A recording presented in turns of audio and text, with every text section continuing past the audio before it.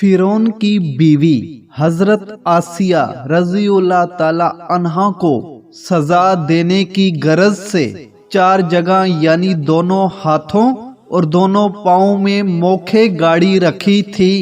जब वो मोखें लगाकर अलहदा होते तो रहमत के फरिश्ते गर्मी की वजह से हजरत आसिया पर साया कर देते, तो वो उसी हालत में दुआ मांगती हुई कहती कि ऐ मेरे रब, अपने पास ही मेरे लिए जन्नत में एक घर बना दे। बस फिर उसी हालत में उनको जन्नत में उनका घर दिखा दिया जाता। फिरौन को जब हजरत आसिया के मूसा अलैहिस्सलाम पर ईमान लाने की खबर मिली तो वो अपने वजीरों के पास आया और उनसे पूछा कि तुम आसिया बिनते मज़हम यानी मेरी बीवी के मुतल्लिक क्या जानते हो? सबने उनकी बहुत तारीफ की। तो फिरौन ने कहा, वो तो मेरे अलावा किसी दूसरे रब की इबादत करती है। तो उस पर वजीरों ने कहा, फिर आप उसको कत्ल ही कर दीजिए। तो उस पर फिरौन ने उसके हाथों और पाँव में मोखे ठोक दी।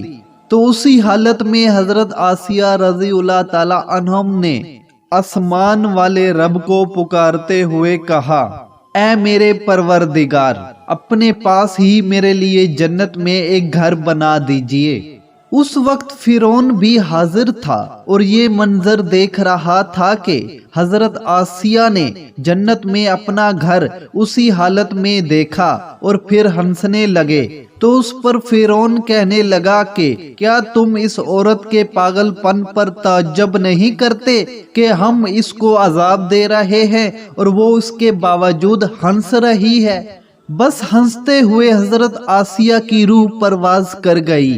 हजरत आसिया के इस किस्से से ये बात साबित हुई कि मजलूम बीवी अगर जुल्म ढाए जाने की हालत में कोई दुआ करे तो अल्लाह ताला उसको खूब सुनते हैं और फौरन कबूल कर लेते हैं।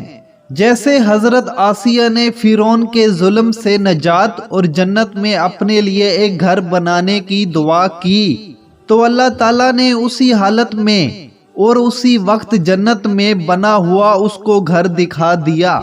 इसलिए जुल्म ढाने वाले शोहर इस बात को याद रखें कि हालत जुल्म में अगर बीवी की जुबान से कोई बद्दुआ उनके हक में निकल गई तो ऐन मुमकिन है कि किसी वक्त कबूल हो जाए और उसका सत्यानाश हो जाए।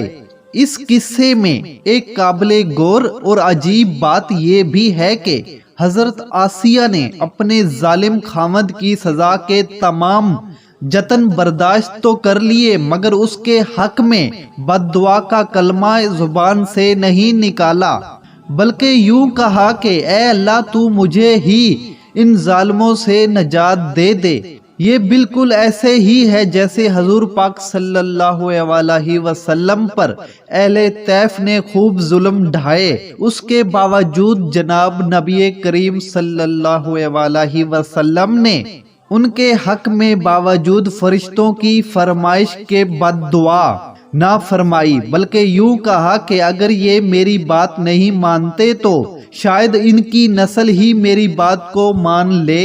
और शाहिद हजरत आसिया ने अपने बीवी होने का हक अदा किया और अपने बाद में आने वाली औरतों को बता दिया कि साबरा बीवियों का यही शेवा होता है कि वो अपने खावंद या किसी जालिम के लिए बद्दुआ नहीं किया करती। अल्लाह ताला को भी इस साबरा औरत की ये बात कैसे पसंद आई कि 7 आसमानों के ऊपर से उसकी इस सफत का तस्करा फरमा दिया, जो ज़र्ब अल मिसल के तौर पर क़यामत तक आने वाली कौमों के लिए एक सबक की हैसियत रखता है। हजरत आसिया रज़ी अल्लाह ताला अन्हा के किस्से से ये सबक मिलता है कि जुल्म और शुआइद के बावजूद दीन को मजबूती से थामे रखो।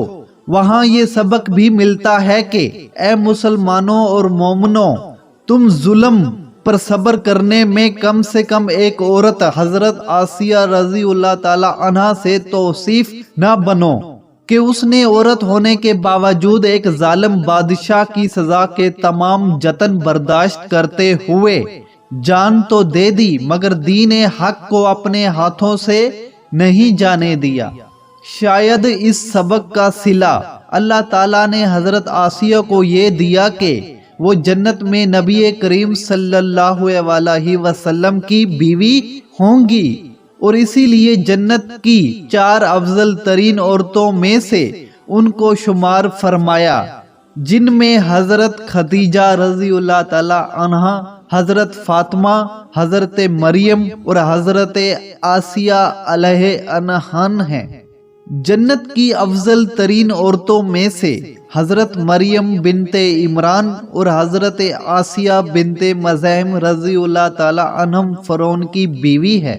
شاید اس سبق کا صلہ اللہ تعالیٰ نے حضرت آسیہ کو یہ دیا کہ وہ جنت میں نبی کریم صلی اللہ علیہ وسلم کی بیوی ہوں گی، اور اسی لیے جنت کی 4 افضل ترین عورتوں میں سے ان کو شمار فرمایا، جن میں حضرت خدیجہ، حضرت فاطمہ، حضرت مریم اور حضرت آسیہ رضی اللہ تعالی عنہا ہیں۔